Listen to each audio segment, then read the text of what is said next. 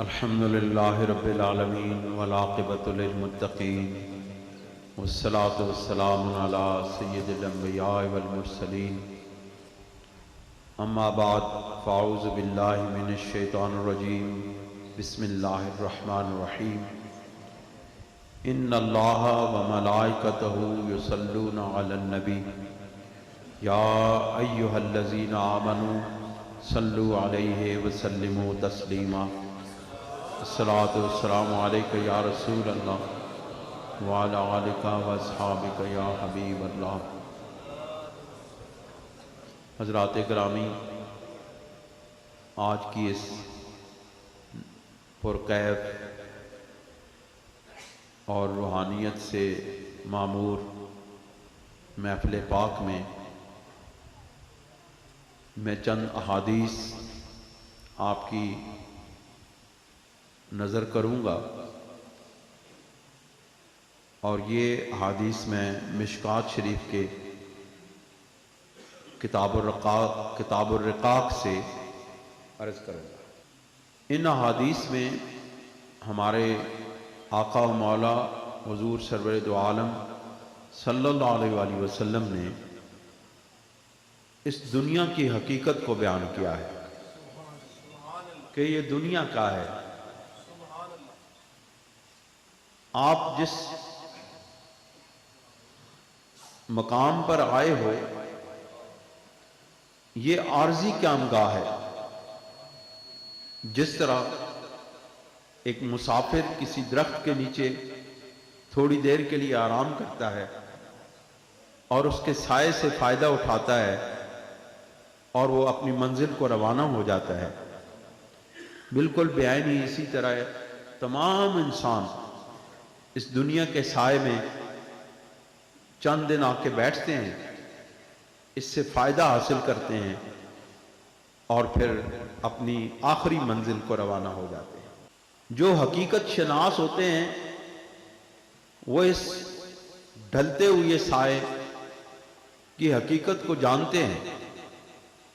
کیونکہ آپ کو معلوم ہے کہ سایہ کبھی ایک جگہ نہیں رہتا، سایہ کبھی ایک جگہ نہیں رہتا۔ کبھی وہ مشرق سے طلوع ہوتے ہوئے سورج کے مقابل آتا ہے اور کبھی وہ مغرب میں غروب ہوتے ہوئے سورج کے مقابل آتا ہے۔ اس لیے جو لوگ مشرق سے طلوع ہوتے ہوئے سورج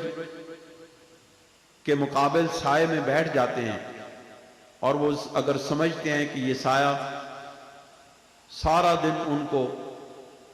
اپنی ٹھنڈک مہیا کرے گا تو وہ سخت غلط فہمی میں ہے، کیونکہ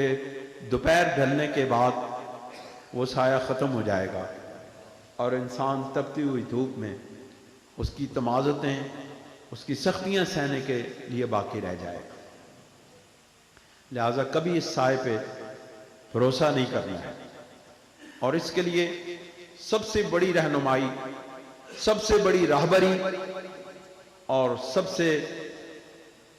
بڑی حقیقت شناسی اگر دنیا کے اندر ہمیں کوئی دے سکتا ہے تو وہ ہمارے آقا و مولا حضور سرور دو عالم صلی اللہ علیہ وسلم کی ذات پاک ہے۔ ان سے زیادہ اس دنیا کی حقیقتوں کو جاننے والا اور کون ہو سکتا ہے کہ جن کی آنکھوں کے سامنے یہ کائنات بنی ہے۔ انہوں نے اس کائنات کو بنتے ہوئے اپنی آنکھوں سے دیکھا ہے، تو ان کو معلوم ہے کہ کون سی چیز ختم ہو جانے والی ہے اور کون سی چیز باقی رہ جانے والی ہے۔ حضرت مستورد ابن شداد رضی اللہ تعالیٰ عنہ سے روایت ہے، قال سمعت رسول اللہ صلی اللہ علیہ وسلم، انہوں نے فرمایا کہ میں نے رسول اللہ صلی اللہ علیہ وسلم کو یہ فرماتے سنا ہے، یقولو، آپ فرماتے ہیں کہ واللہ مد دنیا فی الآخرت الا مثل ما یجعل احدکم اصبعہ فی الیم فَلْيَنْظُرْ بِمَا يَرْجِعُ، کہ اللہ کی قسم، سرکار نے فرمایا، آپ نے فرمایا اللہ کی قسم، اس دنیا، یہ جو دنیا ہے یہ آخرت کے مقابلے میں اس مثال سے زیادہ حیثیت نہیں رکھتی کہ اگر تم میں سے کوئی شخص سمندر میں، دریا میں اپنی انگلی کو ڈبوئے اور پھر باہر نکالے تو جو کچھ اس دریا میں سے اس انگلی کے ساتھ لگ کے باہر آتا ہے، اس سے زیادہ اس دنیا میں کوئی چیز حاصل نہیں ہوتی۔ یعنی آپ دیکھیں سرکار نبی کریم علیہ الصلوۃ والسلام ہمیشہ مثالوں سے لوگوں کو سمجھایا کرتے تھے کہ مثال انسان کی عقل و فہم کے قریب تر ہوتی ہے۔ عام اگر بیان ہو تو وہ ہو سکتا ہے لوگوں کی فہم میں نہ آئے، لیکن جب مثال دی جاتی ہے تو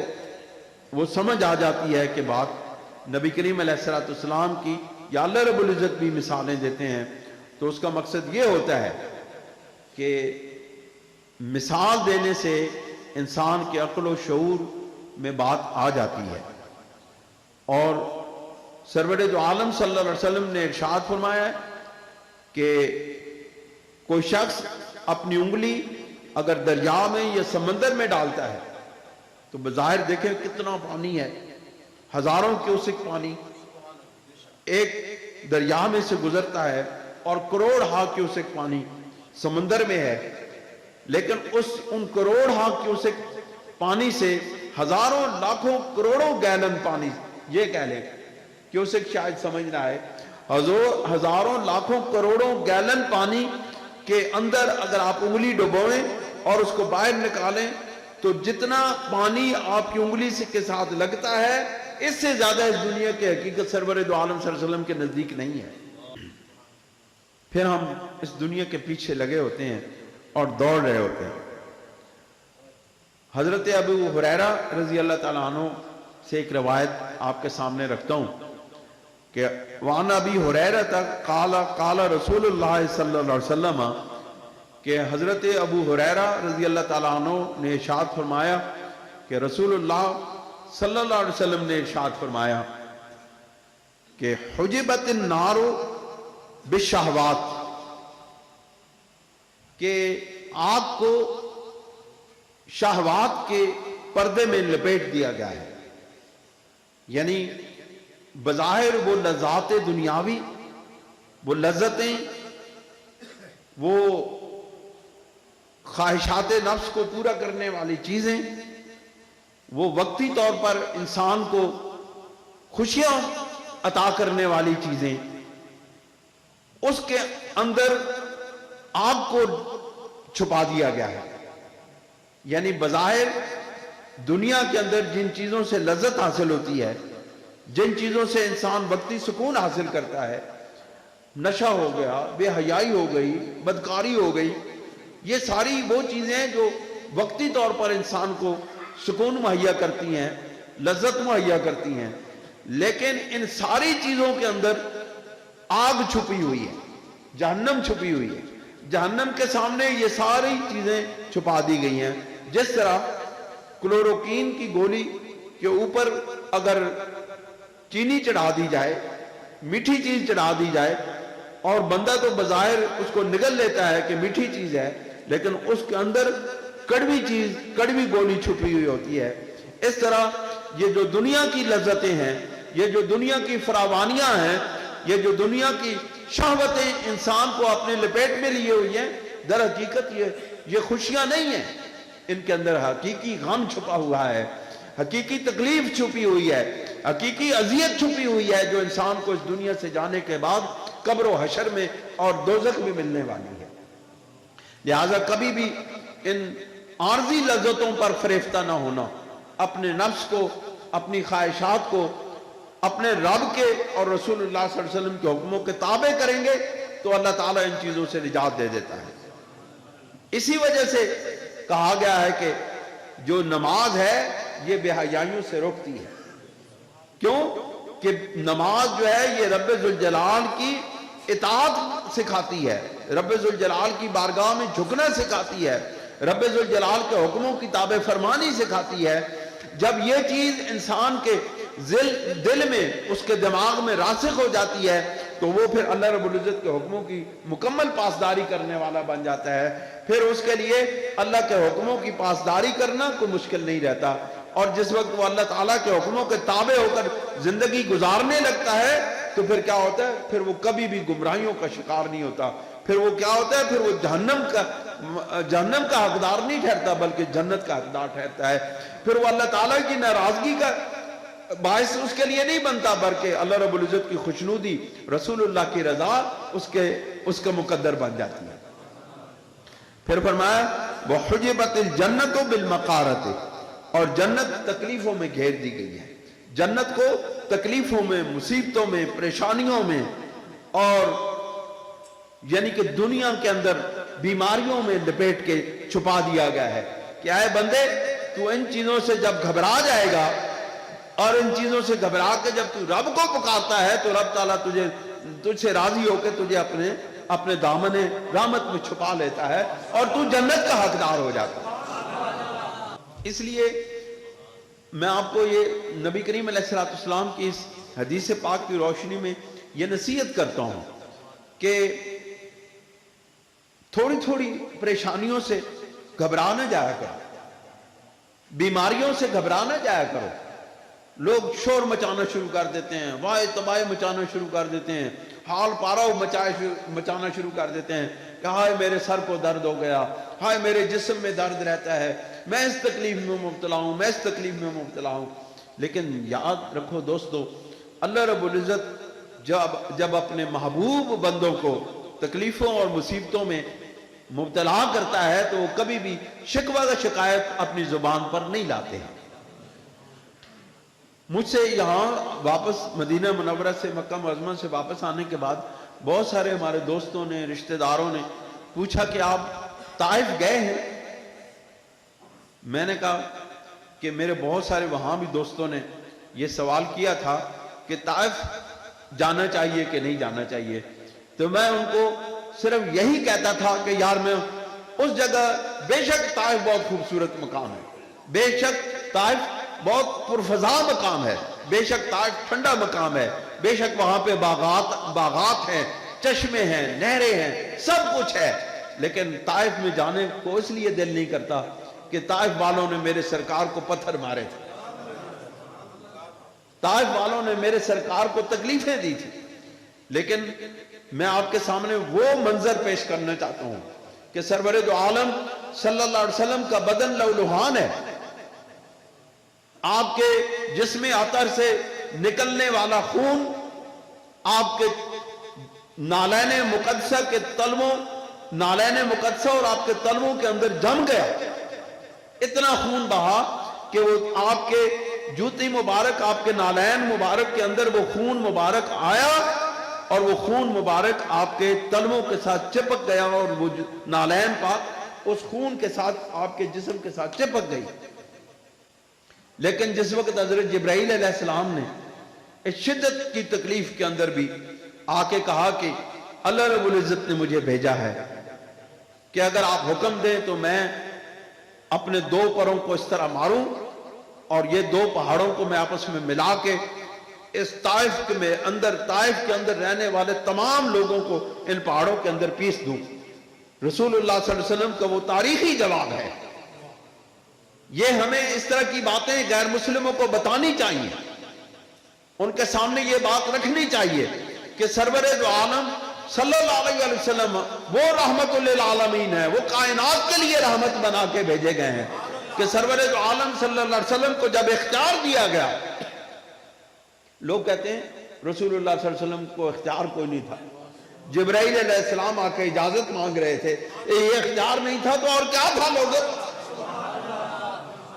जब इजाजत जिब्राईल मांग रहे हैं कि या रसूल अल्लाह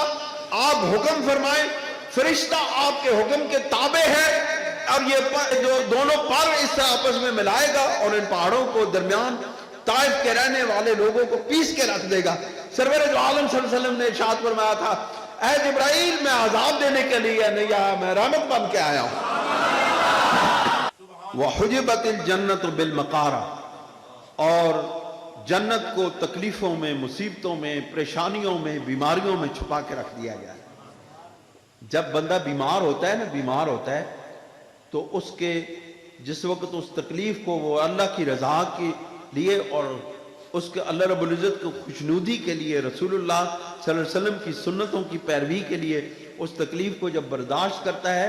और जब अल्लाह रब्बुल इज्जत से रुजू करता है, अल्लाह रब्बुल इज्जत उसके सारे गुनाह माफ कर देता है।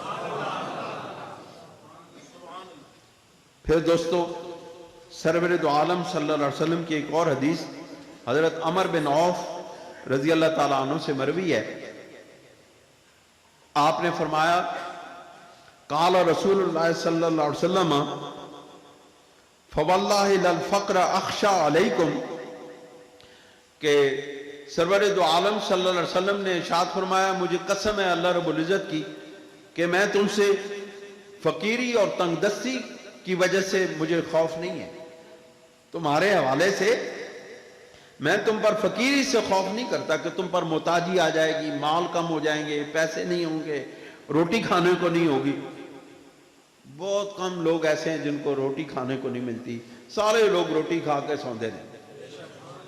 एवं हूँ रौला को पाए फिरे, हाय मैं मर गया, हाय तंगी हो गई, ये हो गया, वो हो गया, कारोबार नहीं चल रहा है, ऐसे हो गया, वो हो गया, लेकिन रोटी खा के वो भी सौंदा है।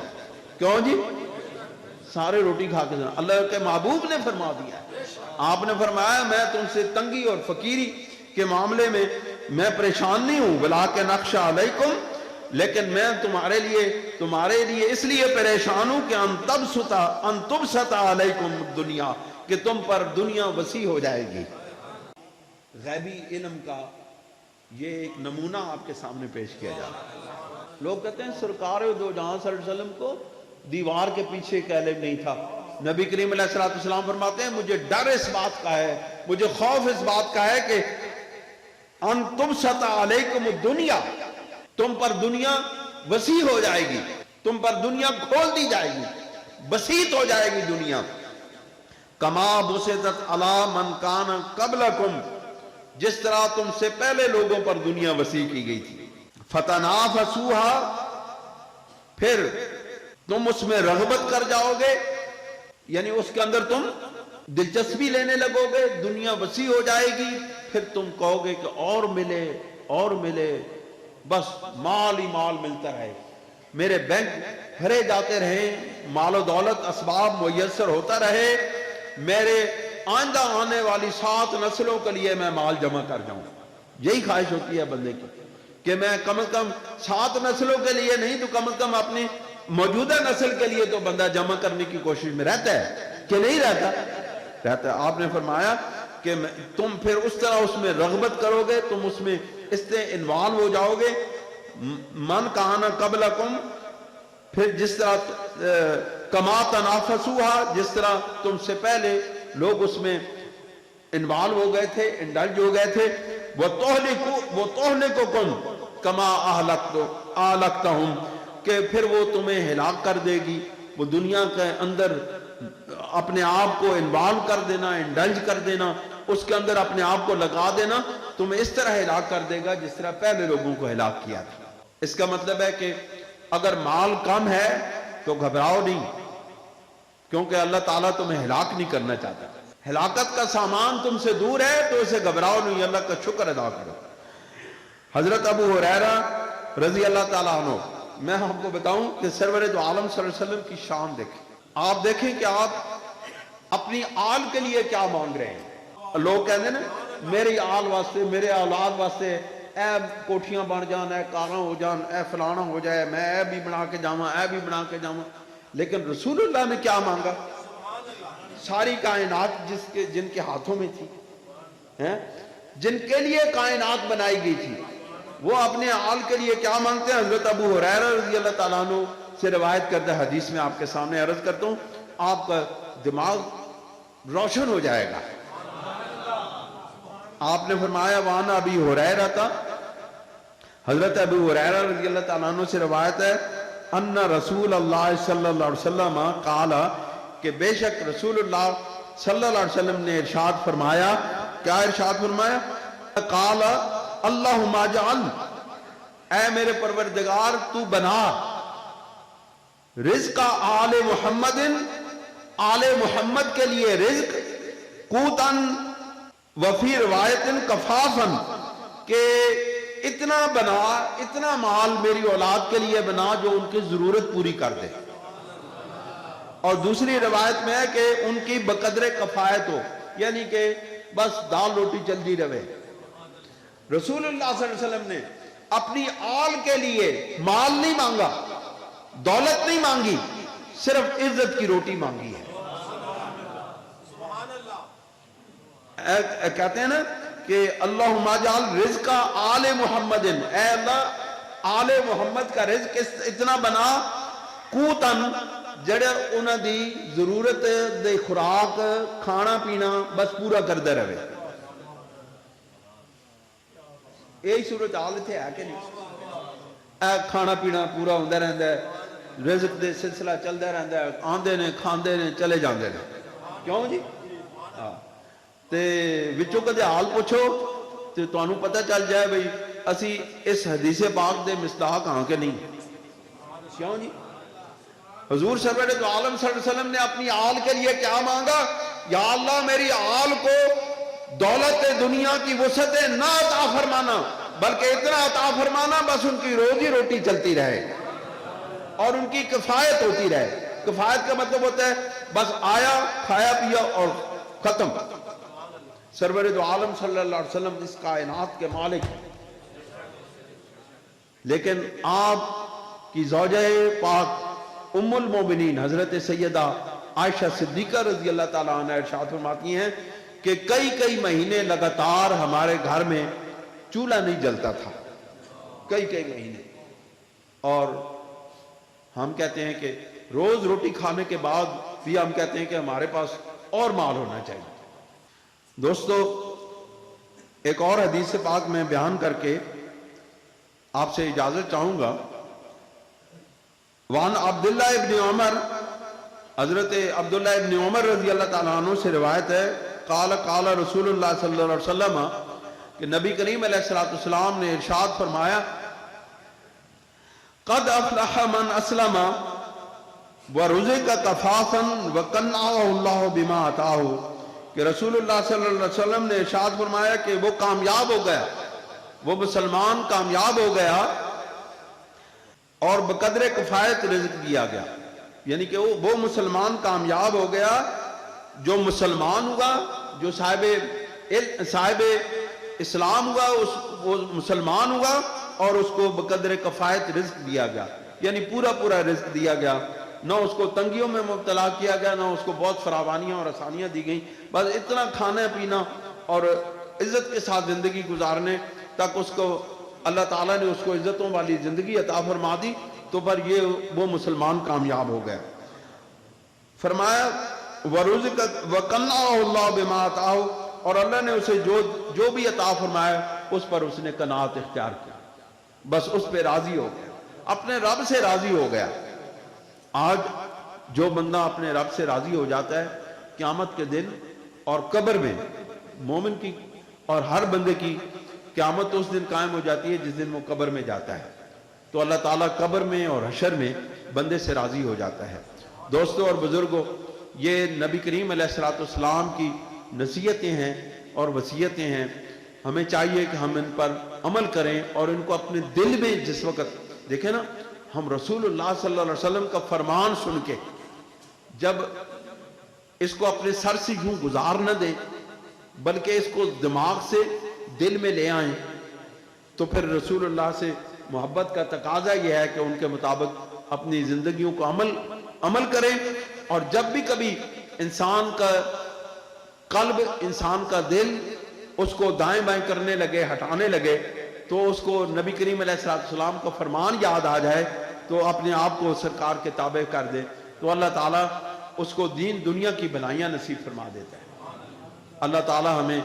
ان حدیث پاک کے مطابق زندگی گزارنے اور عمل کرنے کی توفیق عطا فرمائے۔ وآخر دعوانا ان الحمدللہ رب العالمین۔ حضرات گرامی، اب یہاں پہ محفل کا اختتام ہو رہا ہے، آپ حضرات سے گزارش ہے کہ آپ فوری طور پر صفحے سیدھی کر لیں، نماز عشاء یہاں پہ ادا کریں گے اور اس کے بعد یہیں پر آپ کو لنگر جو بھی ماحضر ہے وہ تقسیم کر دیا جائے گا، آپ کو پیش کر دیا جائے گا بڑے ادب و احترام کے ساتھ۔ اللہ تعالی ہمیں عمل کی توفیق عطا فرمائے۔ وآخر دعوانا ان الحمد للہ رب العالمین۔